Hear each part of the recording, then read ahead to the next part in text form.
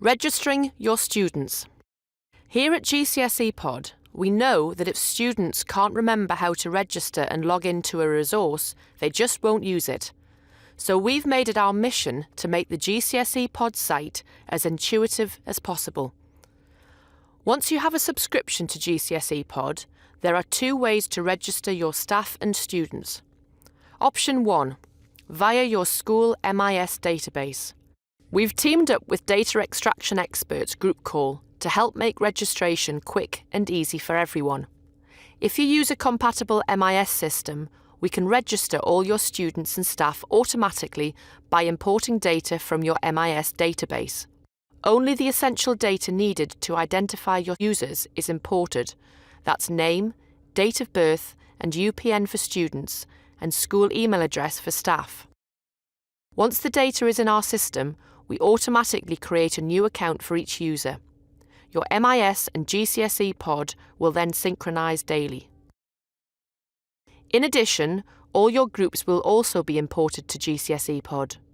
Therefore, you can analyse usage by class or year group with ease. This registration method is completely free and you do not need to be a GroupCall customer. We will fully support your technical team through the setup, and once running, the system requires little intervention or support.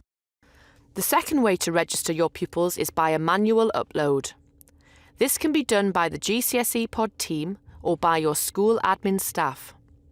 All that is required is an exported Excel spreadsheet from your database system, which will have the required fields needed: name, date of birth and UPN for students, and the name and school email address for staff. You can also add pupils manually via the group section of the website, one by one, or in bulk using an Excel spreadsheet file. Once your students and staff have been registered with the system, they will be able to log in to the GCSE Pod service. Students and staff all log in to GCSE Pod via gcsepod.com. We will help your technical team add a big link to GCSE Pod on your school website or VLE. The first time students come to the site, they will need 3 pieces of information: their name, date of birth, and school. Once they have entered this information, they will be prompted to create a username and password to use the next time they log in and to access the Apple app. They will also be prompted to create a password reminder and then select the subjects they are studying. When teachers first come to the site, they will be asked to input their email address, which as default will become their username. They will be sent a password in an email, which they then use to log into the site. They can change this password at any time in their My Account section.